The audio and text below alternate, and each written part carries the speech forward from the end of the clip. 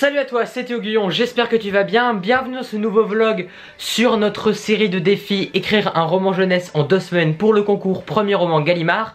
Aujourd'hui je me suis levé tôt, je t'avais dit que j'avais annoncé le mode machine là que je prenais. Je me suis levé assez tôt, je voulais me lever à 5 h du matin. Je me suis réveillé vers 6 h. J'ai un petit peu glandé dans mon lit, mais je me suis mis à bien travailler pendant la matinée. J'ai écrit 8 pages, je suis assez content de ça. Et je pense que demain, si je me réveille un peu plus tôt, je pourrai travailler et écrire encore plus. Et j'ai commencé un petit peu mes devoirs en faisant un gros devoir d'italien que je devais faire. Bon, demain il me reste une journée pour faire des DM de maths, des DM de spé maths, des DM d'histoire, un contrôle d'histoire à réviser et plein d'exercices de physique aussi. Ça va être compliqué et aussi écrire un roman, faut pas oublier ça, tu vois. Ça va être compliqué mais ça va aller. Moi j'arrive à bien bosser quand c'est au dernier moment, tu vois, j'arrive à bien bosser comme ça, donc on va y aller à fond. Sinon aujourd'hui j'ai envie de te parler de la compétitivité, de l'esprit de compétition. Est-ce que c'est bien, est-ce que c'est mal? Comment le vivre cet esprit de compétition et comment le vivre bien? En fait aujourd'hui j'ai reçu une question de Katan, une question dans le Google Form. Donc le Google Form c'est un lien dans la description, tu peux poser tes questions de futures vidéos, tu peux parler des problèmes que tu as ou pourras les régler en vidéo, en parler en vidéo. Et du coup aujourd'hui on a un problème à régler. J'ai un problème, c'est que je veux à tout prix être le meilleur, surtout scolaire, sport, jeux de compétition. Et je me mets donc une obsession, ce qui me rend malheureux. Au final, je suis bon dans tous les domaines mais je ne suis pas excellent car je suis perdu. Peux-tu m'aider? C'est très intéressant comme question. L'esprit de compétition, c'est quelque chose qu'on nous instaure dès l'école. Tu vois, dès qu'on est petit, on nous dit, on nous compare aux autres. Et du coup, on nous met des notes, on nous met des classements, on nous dit lui il est bon, lui il réussit, lui il a des difficultés, lui il est pas bon. Alors que comme disait Albert Einstein, si tu juges un poisson à sa capacité à monter un arbre, il pensera toute sa vie qu'il est débile. Il disait pas débile, Albert Einstein, mais en tout cas c'est ça qu'il voulait dire, tu vois. On est tous différents, on a tous des domaines dans lesquels on excelle, des domaines dans lesquels on est des brels. Moi je suis bon pour écrire des histoires, mais je suis nul pour conduire, je suis nul pour faire du sport, je suis très mauvais en sport, je suis pas un grand sportif, même si j'admire beaucoup la motivation de le sport, les sportifs, j'admire beaucoup ces gens-là. Tout le monde est différent, sauf qu'à l'école, t'as pas un domaine, je sais pas, un domaine chasse et pêche, un domaine histoire des religions, un domaine écriture de scénario, tu vois, n'importe quoi. Plein de domaines comme ça, tu les as pas à l'école. En fait, souvent on a envie de mettre cette échelle de valeur scolaire, tu vois, le système des notes, le système de savoir qui est bon, qui est en tête de classe, dans tous les domaines de notre vie. Et vu que certains domaines sont pas jugés, on n'a pas des notes dessus, on se dit qu'on est perdu, on n'arrive pas à se retrouver là-dedans.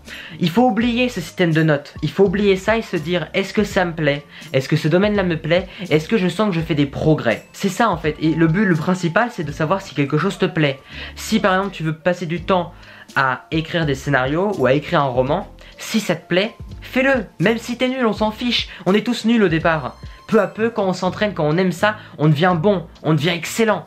C'est avec de l'entraînement qu'on devient excellent, c'est avec de l'apprentissage. Quand tu regardes les premières œuvres de certains auteurs ou de certains vidéastes, leurs premières vidéos c'était de la merde. Tu regardes les podcasts de Squeezie, c'était vraiment naze. Alors qu'aujourd'hui les vidéos de Squeezie, moi ça me fait bien marrer. Ces podcasts, je trouvais pas drôle du tout, les podcasts qu'ils faisaient en 2013, tu vois, en 2013 ou 2012.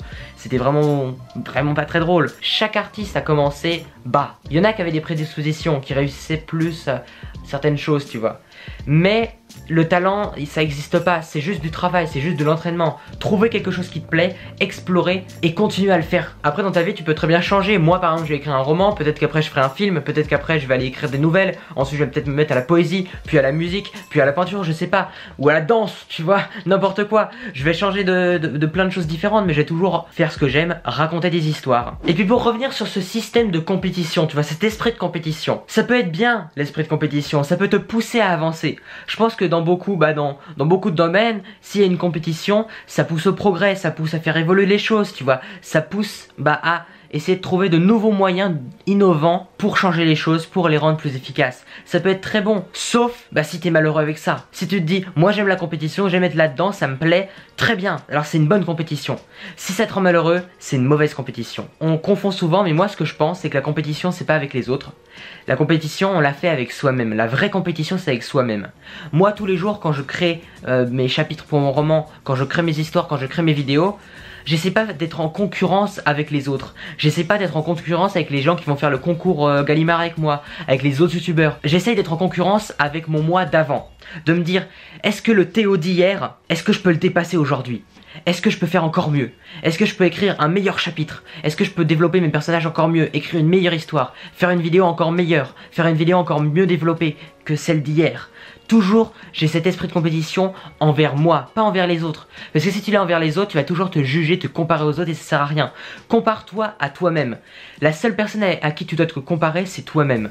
Essaye tous les jours de t'améliorer. Essaye tous les jours de devenir quelqu'un de meilleur que celui que tu étais hier. C'est ça la vraie bonne compétition. C'est ça la compétition qui te rendra heureux. Après tu peux te sentir mal en te disant « Oh j'étais tellement mieux avant, j'arrivais tellement mieux à faire ci, j'étais plus musclé avant, je réussissais mieux les choses avant. » Mais tu as le pouvoir de changer ces choses-là. Tu as le pouvoir de devenir meilleur. Cesse ces idées négatives. Tu vois, toutes ces idées négatives, tu te dis « C'est ça qui me rend mal. C'est ça, c'est le fait de penser ça qui me rend mal. » C'est pas parce que je suis mal que je pense ça, c'est parce que je pense ça que je suis mal. Tu te lèves, tu te mets devant la glace et tu te dis ok, j'ai fait quelque chose de bien avant, je peux le refaire, je peux faire encore mieux. Si tu te dis ok, avant ça a toujours été pourri mais maintenant je vais me mettre à fond et je vais bosser et je vais devenir meilleur. Un bon exemple que j'aime prendre quand je parle de ça un petit peu avec mes potes ou avec des gens autour de moi, c'est l'exemple de Gaïs de la chaîne Geek and Fit, qui est une chaîne de sport très intéressante.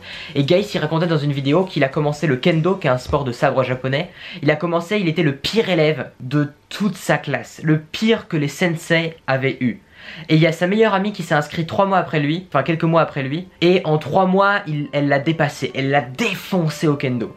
Et là il s'est dit, soit j'arrête et je me mets à la lecture comme j'aimais bien faire avant, je me remets à mes occupations, soit je continue et j'essaie de la dépasser. Et là il s'est mis à fond. Et il a pensé pas seulement à dépasser sa pote, mais à se dépasser lui-même, à se mettre à fond et à être meilleur de jour en jour. Il a développé des valeurs, il a développé des méthodes, il est devenu extrêmement bon et maintenant il est prof de kendo, il est coach sportif et il est devenu champion de France de kendo. Passer de pire élève à champion de France, c'est quand même un beau parcours. Et voilà, c'est un exemple que je te donne. L'esprit de compétition, ça doit être un esprit de compétition envers toi-même. La compétition, elle se fait à l'intérieur de toi. On s'en fout des autres. Les autres, s'ils réussissent, tant mieux pour eux. C'est à toi de te dire à l'intérieur comment tu dois réussir, comment tu dois faire les choses. C'est toi qui vas découvrir les vraies raisons, les vraies méthodes pour réussir. Souvent on aime bien donner des conseils aux gens en disant tu devrais faire ci, tu devrais faire ça, tes vidéos elles devraient être comme ça, ton roman tu devrais l'écrire comme ça, oh peut-être que tu devrais pas faire ça, je pense que tu réussiras pas en faisant ça. Tout le monde donne des conseils sur des choses qu'on ne connaît pas. J'ai des potes qui me donnaient des conseils sur un roman ou qui me donnaient des conseils en disant, qui me disaient des trucs genre mais tu y arriveras pas à écrire un roman en 2 semaines, ça se fait pas comme ça. Et ils me disaient ça alors qu'ils ont jamais écrit de roman de leur vie. Ils ont jamais écrit de roman, ils ont jamais rien écrit de leur vie et ils osent donner des conseils. Faut pas écouter les gens qui ont jamais rien fait, tu vois. Faut pas écouter les gens qui ont pas réussi dans ce que tu veux faire. Parce que ces gens-là, ils ont peut-être réussi plein d'autres choses, mais ils ont pas les mêmes domaines que toi. C'est ce qu'on disait en début de vidéo sur les domaines, sur les matières à l'école, sur les domaines de nos vies.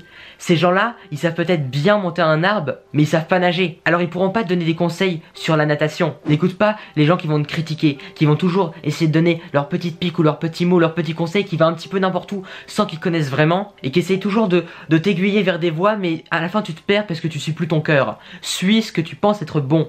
Même si c'est long, même si c'est pas forcément la bonne voie, suis ce que tu penses être bon et tu seras fier de toi.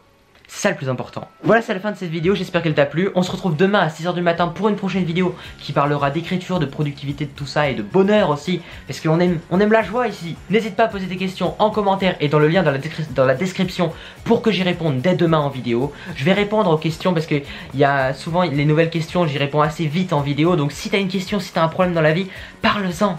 Ça va être super intéressant. Pour tout le monde, comme pour moi, comme pour toi. Ça va te servir à tout le monde. Donc viens discuter dans la description et en commentaire. Voilà, on se retrouve demain à 6 h du matin pour une prochaine vidéo. Porte-toi bien, deviens meilleur chaque jour. À très bientôt. Ciao.